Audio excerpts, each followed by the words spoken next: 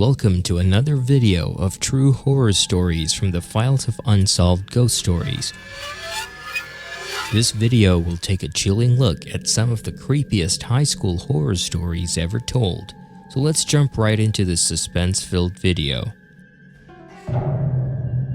Number 3. Several years have passed since this happened. I was in high school then. I can't remember what grade I was in, but that's not really relevant. It happened towards the end of the semester.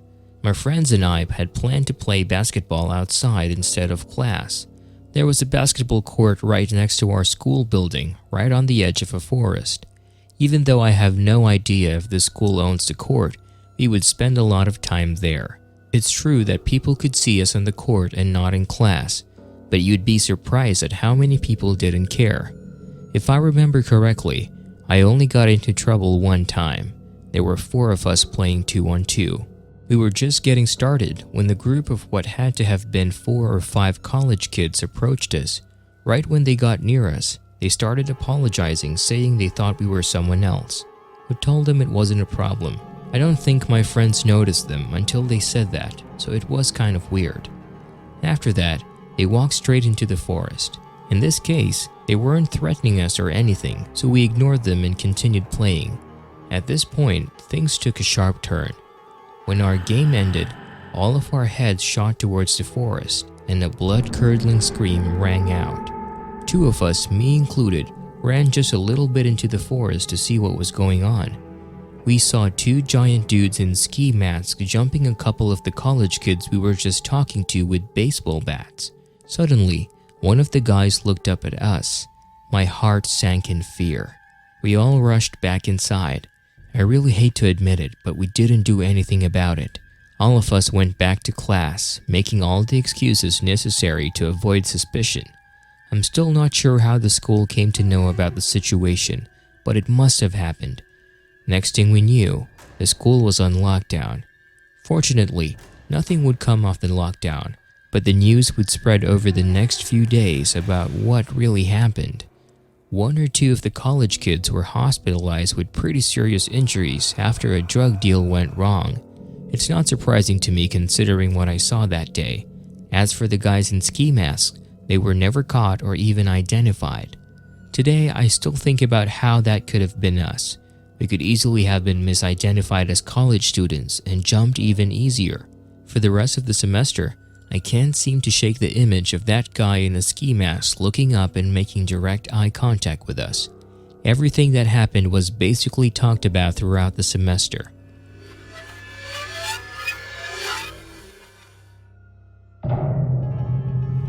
Number 2. The spring semester of 2018 marked my last semester in high school. I will be honest, it was a semester I didn't take seriously at all. My grades weren't very important to me, and I would skip classes a lot with my friends. The event took place on a Friday, if I remember correctly. Once again, I planned to skip a class. My friends Tyler and Christian did it with me this time. All of us were going to meet behind the school and then walk to a nearby McDonald's. There were usually a few school administrators and security guards outside, so to avoid them, we would walk this nature trail in the forest behind the school. We would have to walk further, but we considered that better than getting caught, so we started walking. After we had been walking for less than 5 minutes, we came across this kid I'd never seen before. I usually saw this as no big deal since skipping school is just another kid's usual behavior. This time, however, I wasn't so sure. He was wearing jeans and a t-shirt, both of which were extremely dirty. Green and brown stains covered them. His jeans, especially the knees, and his hair were covered in leaves and dirt. It looked like he had been playing in the dirt. Christian recognized him as one of the lower class men and struck up a conversation with him. My first impression was how out of breath and nervous he was. I noticed that the kid kept looking over at me and Tyler. He seemed almost suspicious of us. Eventually, Christian asked him why he was out here and what he was doing. Responding, he said he was skipping, but he liked the whole school day. That didn't explain why he was so dirty, but it was okay. Tyler jokingly commented that he had appeared like he had camped out here for a while. We all began to laugh except for the kid. He stood there with a look of almost anger on his face. Then he turned to us and asked, "Do you guys want to see something?" He then began looking around. We all sort of agreed hesitantly. When the kid raised his shirt, he revealed a handgun tucked under his waistband. We instinctively backed away. It was at this point that I felt really vulnerable. I had never seen a real gun before. That's when Christian spoke up. "Dude, what are you doing and where did you get that?" Explaining that he had found it, the kid pointed down the trail behind him. Christian said he probably should just ditch it and leave. I was not expecting what the kid said next. "I don't think you understand that I am about to get into a lot of trouble."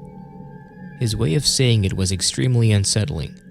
Tyler, Christian, and I all looked at each other. No words had to be said. I knew exactly what we would do. We turned and ran as fast as we could. In the forest, we ran for 5 minutes through dense trees until we reached the parking lot of the school. There were police cars everywhere on the site where we were. We were terrified and sweating profusely. Since none of us knew what was happening, each of us ran home in the middle of the chaos.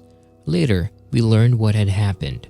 The kid was a freshman and had actually been skipping all day long. Apparently, he stole the gun from a nearby parked car. After that, he threatened the school online. I'm not sure what platform it was posted on. Despite not seeing the post myself, I have heard that it was quite disturbing and graphic. There were some students who saw the post and reported it to faculty. As a result, the school went into lockdown. Police would be notified of threats, and that's how so many of them showed up in the parking lot so quickly. Later, the kid was seen walking towards the school after exiting the nature trail. He would then be arrested.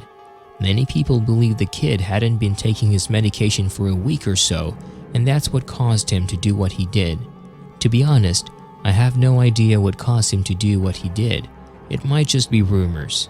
I, Tyler, and Christian refused to tell anyone we had gotten into contact with the kid.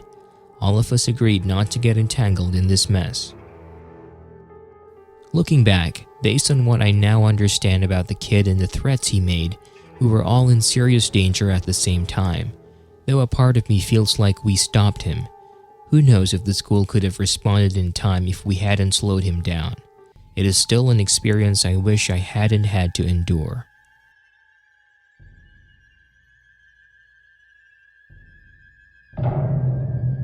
Number 1.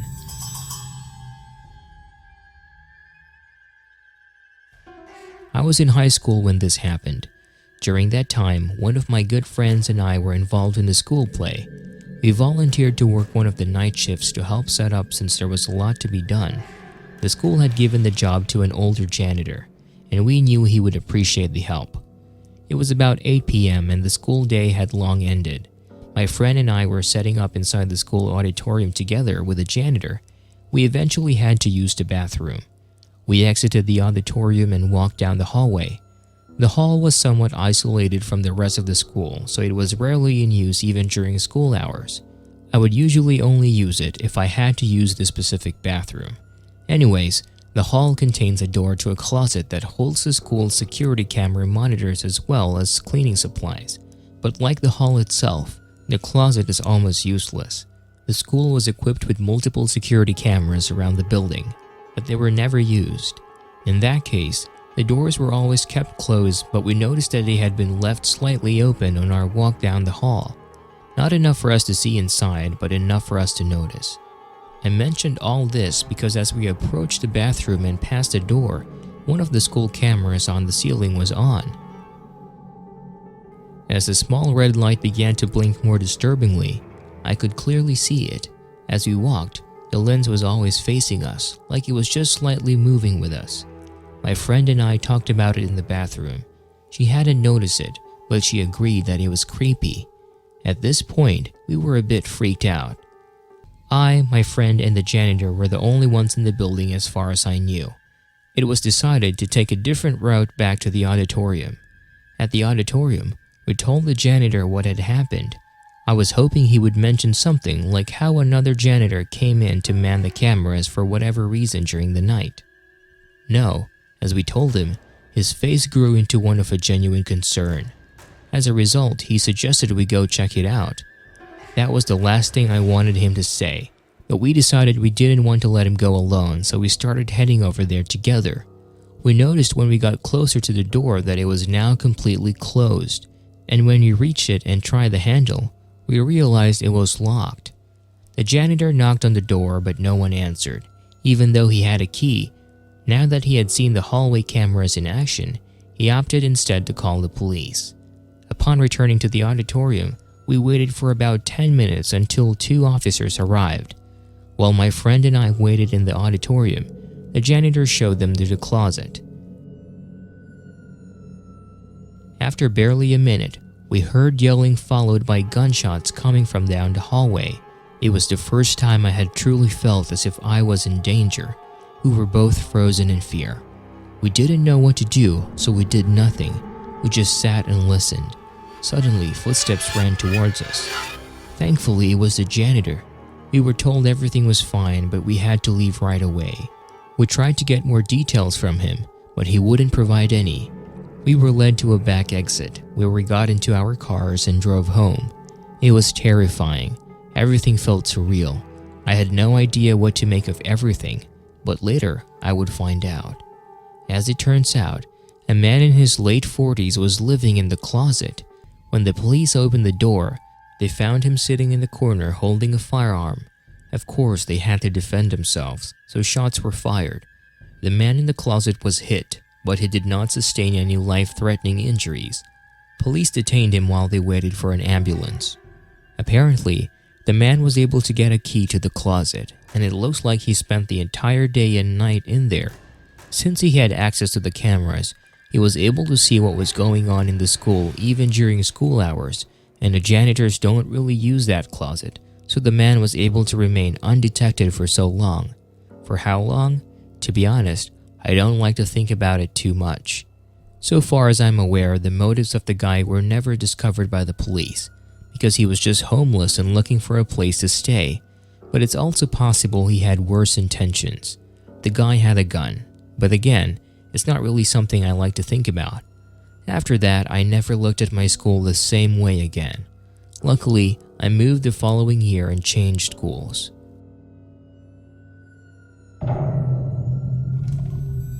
Thank you for watching our latest bone-chilling video. Please let us know your thoughts on our True Horror Stories video series in the comments below. Please share any true horror stories of your own by emailing us at unsolvedghost2022@gmail.com. We might just feature your story in a future video.